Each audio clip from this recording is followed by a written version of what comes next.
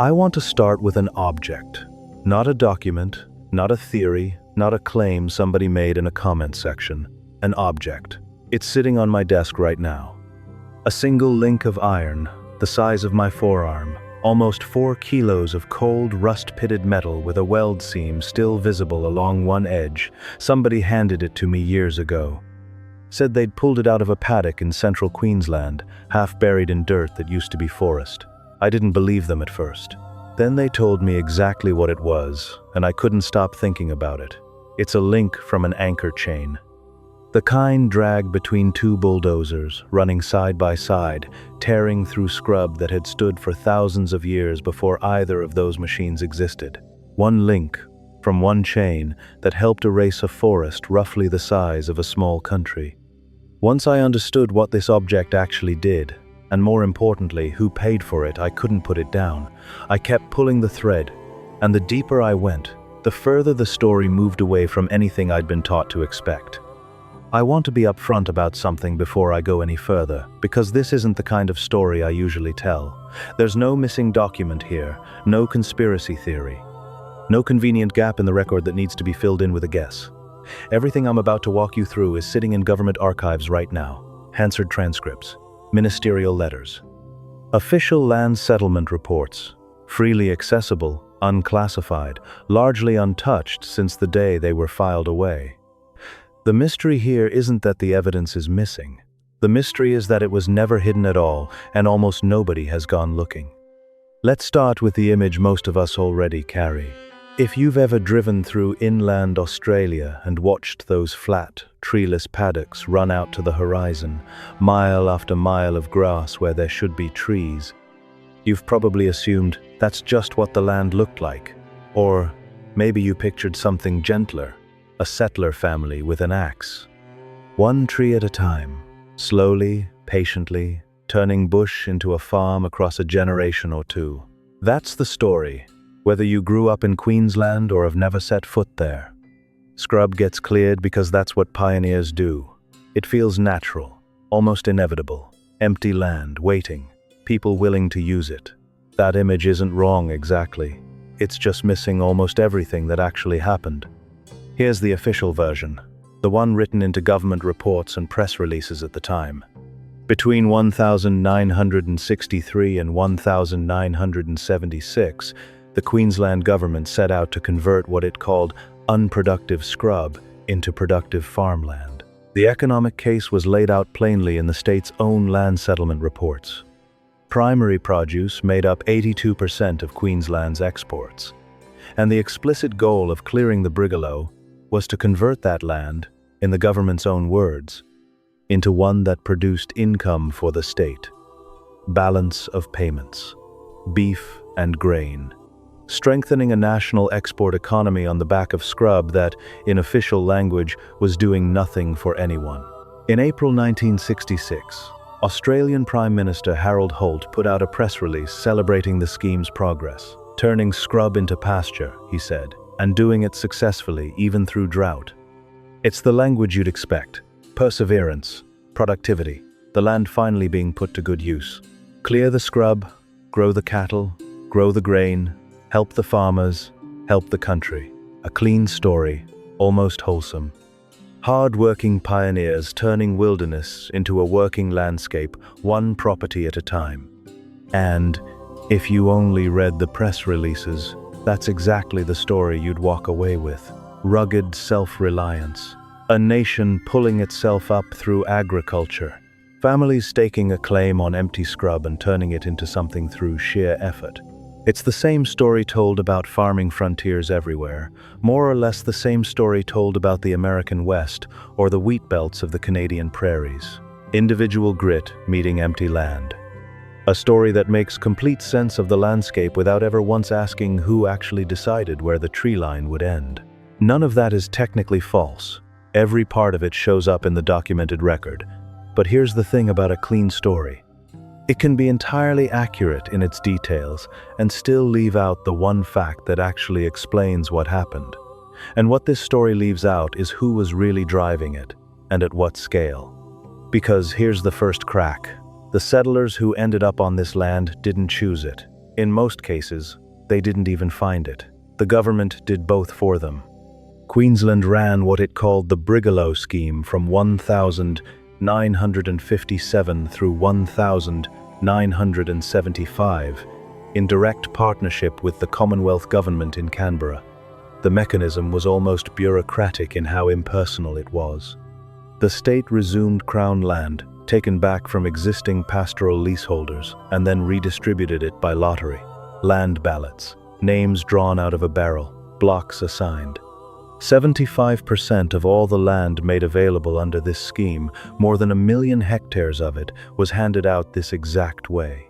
That is not a family quietly pushing into unclaimed bush with an axe and a dream, the way the story usually gets told. That is a state government drawing lines across a map, deciding which enormous blocks of ancient woodland were going to disappear next, and then running a lottery to decide who got the privilege of clearing them. And this wasn't some minor bureaucratic side project. This raises a simple but critical question. What kind of policy survives 18 years, multiple premierships, and multiple federal governments in Canberra without ever losing momentum? Not an accident. Not a byproduct of individuals quietly moving into empty country on their own initiative. Someone had to keep choosing, year after year, budget after budget, to keep this scheme running. And once you start looking at how that lottery was actually supported, the coordination gets bigger at every layer you peel back. This wasn't a government releasing land and stepping away. It built the infrastructure to make the clearing possible before most of the settlers had even arrived. Over the course of the scheme, 1,384 kilometers of new roads were constructed specifically to open the scrub country for access and clearing. A research station was established at Theodore, purpose-built to study the soils being exposed as the Brigalow came down, because the government needed to know in advance whether this land would hold up under cropping and grazing once the trees were gone. That is not the profile of individual selectors working things out block by block. That's a state apparatus, moving ahead of the settlers, preparing the ground, literally, for what was coming. And the pace of the clearing itself is almost hard to picture. By 1966, more than 335,900 acres, roughly 136,000 hectares, had already been cleared on balloted land alone. In the Arcadia Valley specifically, close to 16,000 hectares were bulldozed in a single season, between 1,963 and 1,964. 16,000 hectares, one valley, 1 year. That's an area larger than the city of Paris, cleared in a single wet-to-dry season, using machinery that in most parts of the world at the time was still classified as heavy industrial equipment, not farm equipment. That's the scale this chain link on my desk actually belonged to. 2D8 bulldozers running in parallel, an anchor chain like this one stretched taut between them, flattening whatever centuries-old woodland stood in their path, day after day, season after season. This wasn't precision work. It reads more like an industrial demolition operation than anything resembling a lone farmer clearing his own block with an axe. Heavy machinery, moving in coordinated pairs, working through the scrub at a rate measured in whole valleys per season, not acres per year. And when the forest tried to come back, because Brigalow regrows aggressively from root suckers if you let it, the response wasn't to leave it alone, it was aerial spraying. The herbicide 245T was dropped from planes across cleared land, specifically to kill any regrowth trying to reclaim the paddocks. Ecologists at the time actually raised the alarm about this. They warned that once too much of the virgin scrub was gone, there would be no ecological baseline left, nothing to compare against, nothing to study.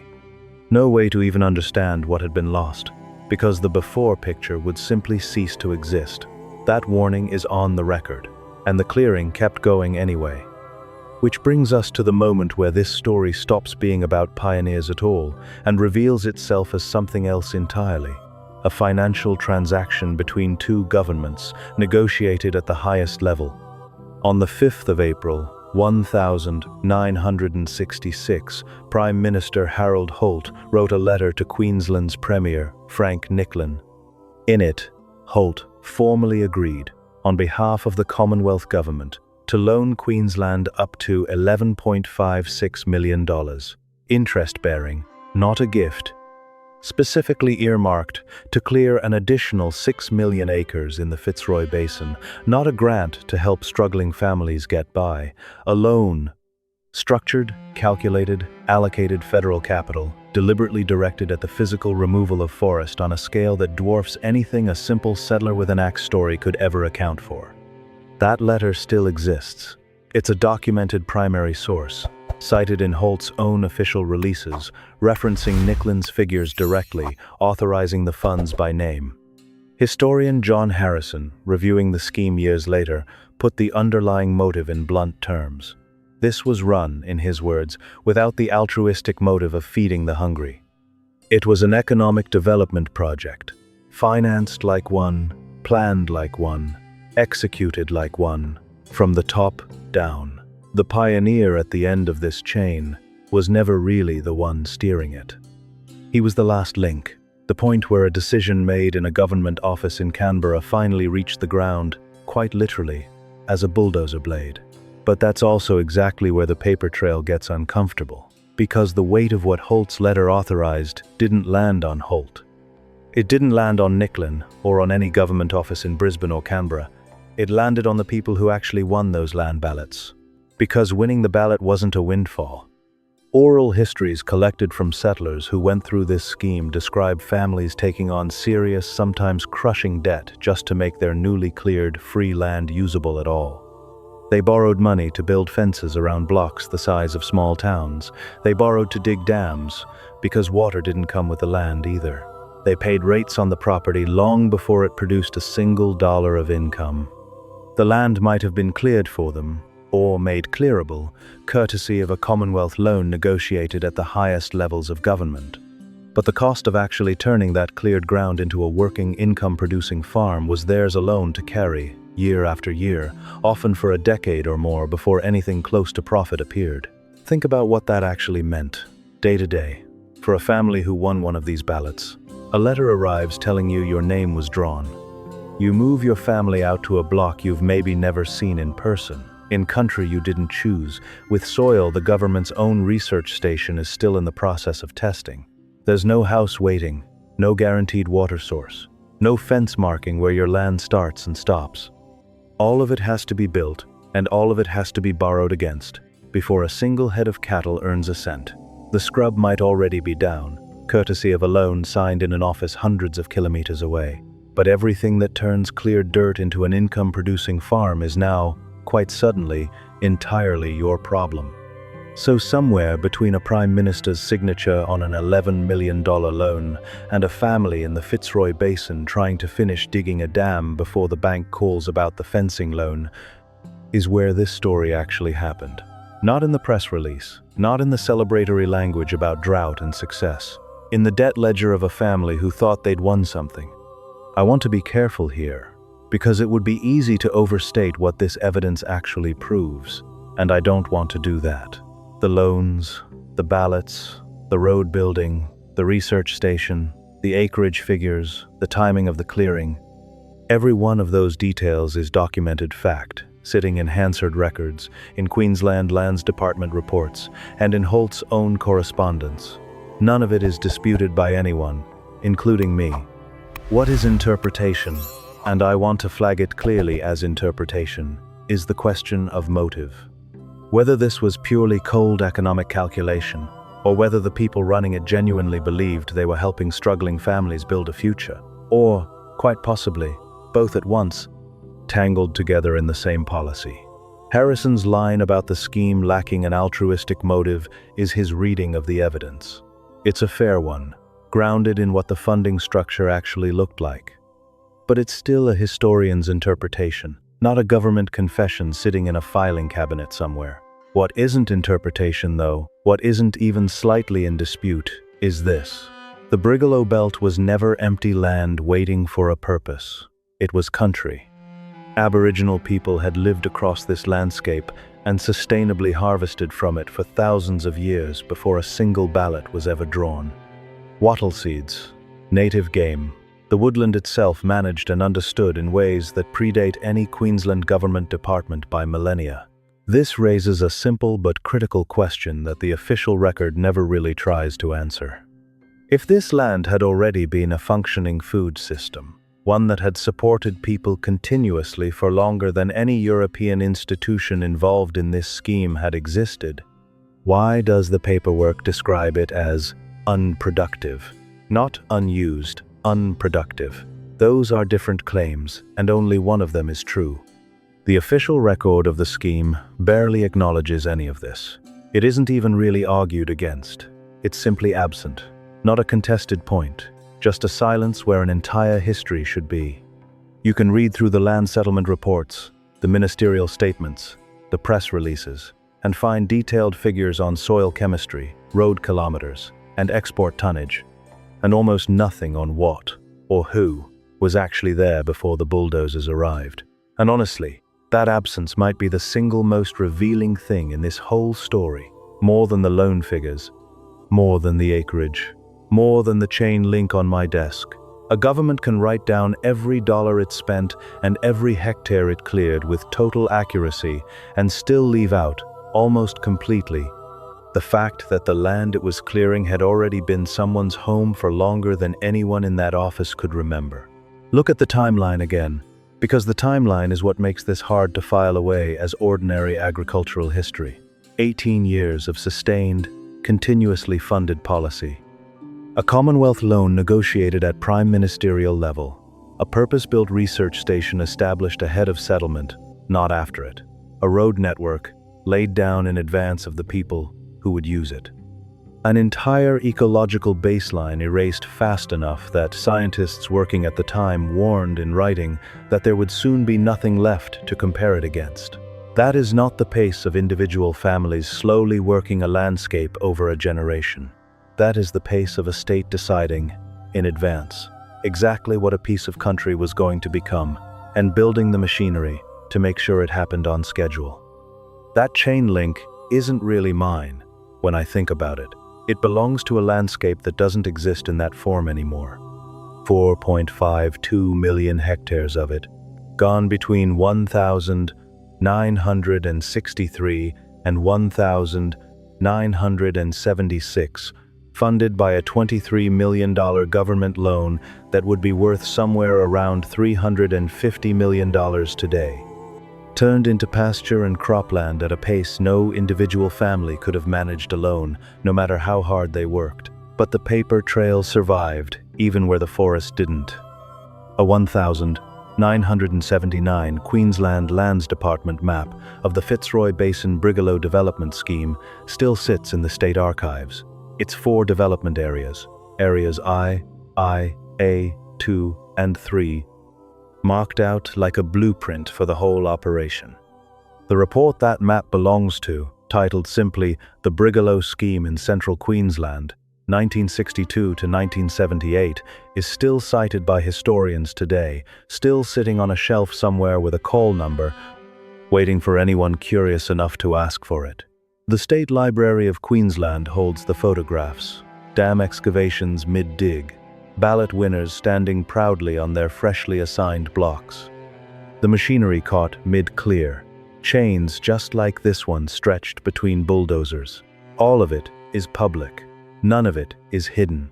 None of it is locked behind a paywall or a classification stamp. Anyone can walk into an archive and find it. I keep coming back to something I said near the start. This isn't a story about a missing document. It's a story about a document nobody bothered to read. The forest is gone, but somewhere in a filing cabinet, the order that removed it is still sitting there, signed, dated, and perfectly legible, waiting for someone to actually go and ask for it. I put the chain link back on the shelf. It's heavier than it looks, and I think that's the part that stays with me. Not that a government cleared a forest. Governments have always cleared forests. It's that they did the paperwork properly the entire time. Every loan itemized, every acre logged, every ballot recorded. Nothing hidden, nothing destroyed, nothing that required a leak or a whistleblower or a Freedom of Information request 40 years too late. The whole operation, top to bottom, sitting in plain sight in a public archive, for anyone who wanted to look. Nobody looked. That's the actual mystery here. Not what happened to the Brigalow. We know what happened to the Brigalow. The mystery is how a story this well documented managed to stay a pioneer story for 60 years anyway.